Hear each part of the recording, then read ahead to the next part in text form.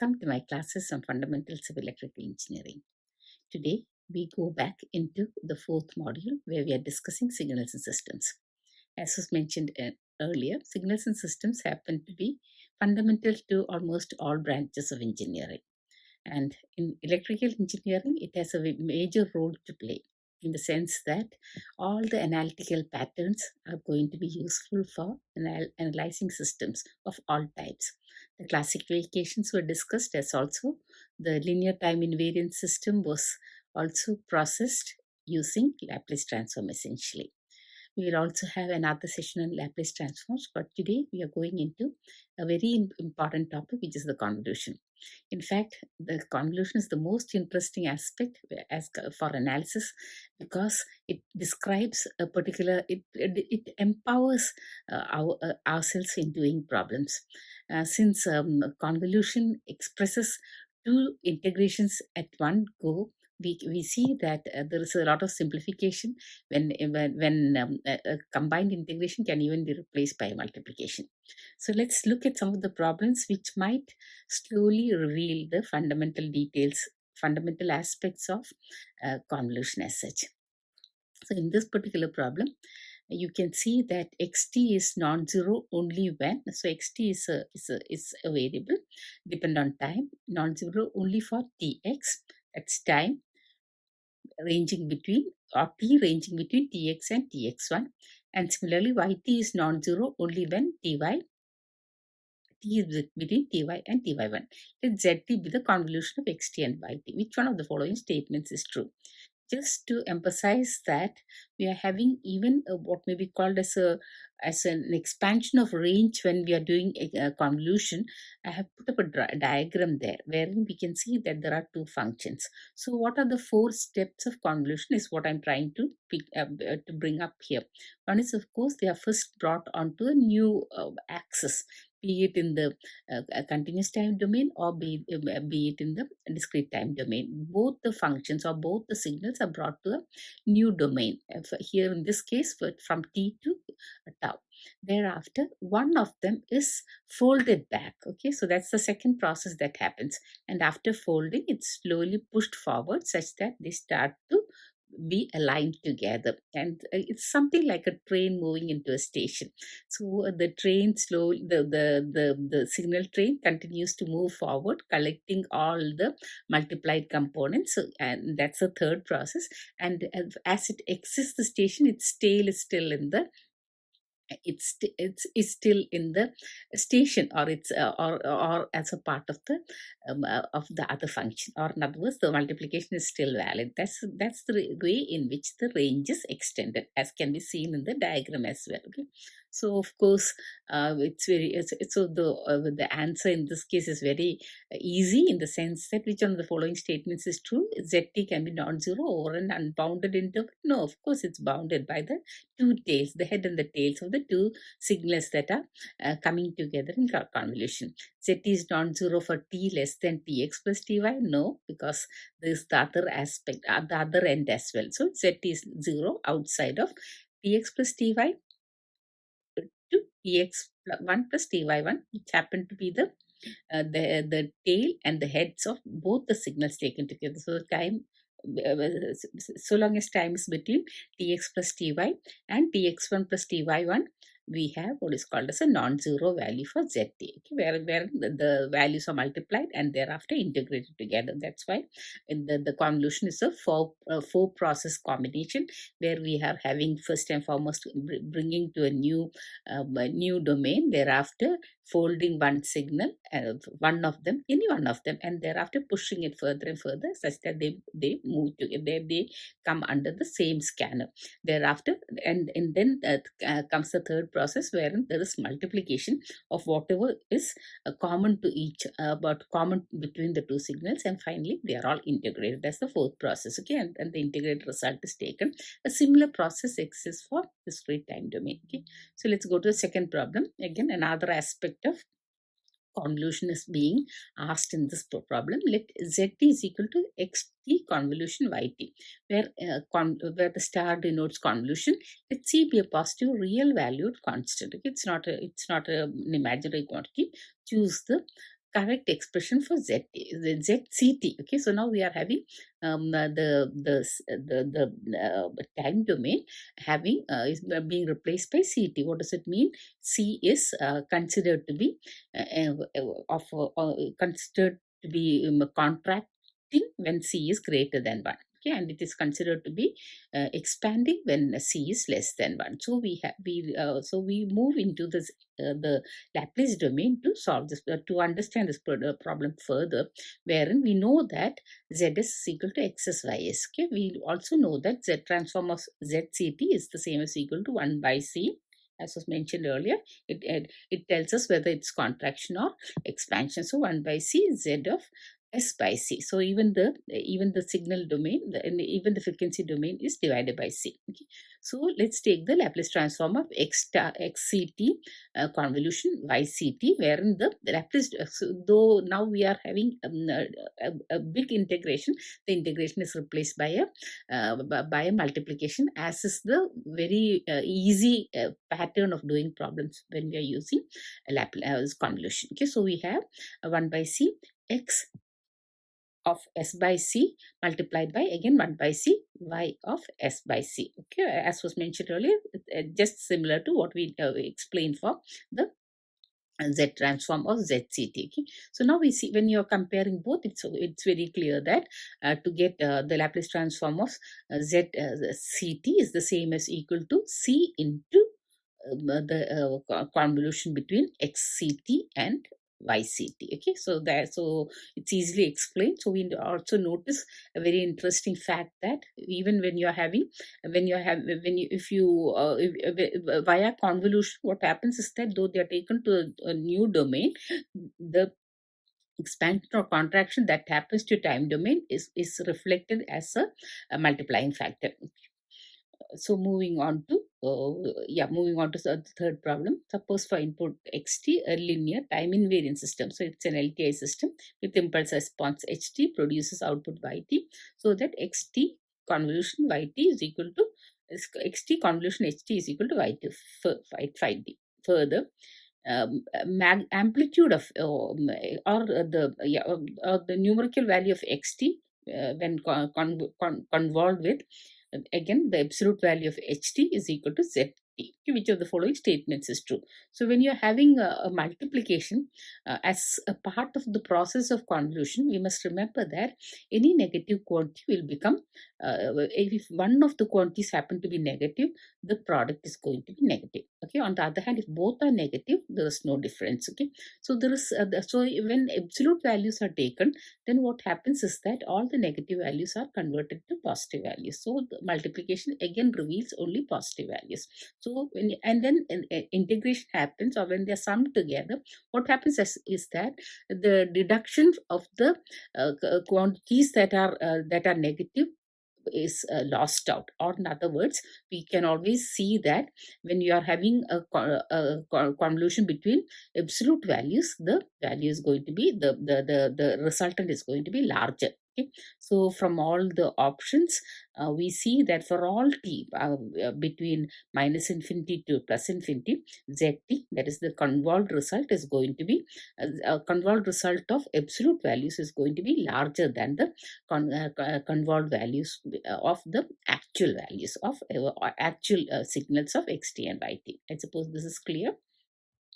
So let's move to the fourth problem.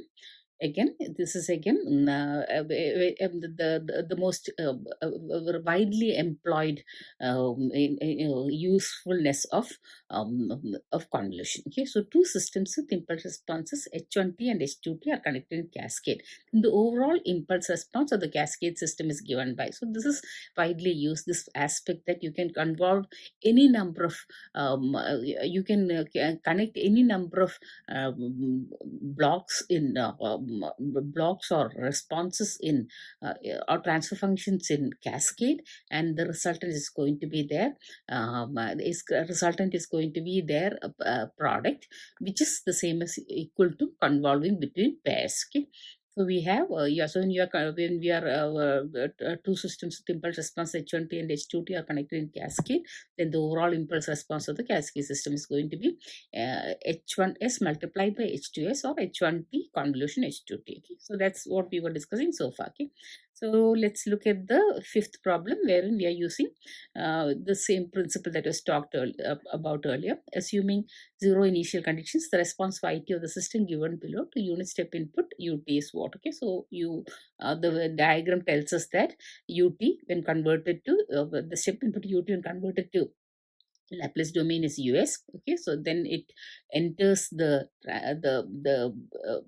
block of transfer function as with the transfer function as given by 1 by s, and the result is going to be ys. So US is again 1 by s. So 1 by s and cascaded with 1 by s gives you 1 by s square as ys. So if you want to get its Laplace inverse, it's the same as equal to TUT. Okay, so it's again a simple application of what we have been talking about. Okay, so moving to the sixth problem, given two continuous time signals xt is equal to e raised to minus t and yt is equal to e raised to minus 2t, which exists for t greater than 0, the convolution zt. Okay, so e raised to minus t, e raised to minus 2t, it may be this particular problem may be something like what was on display when the first problem was opened out with two exponential signals convolving. Okay, so in this case we can the idea is very clear that whenever you are having time domain functions, convert them into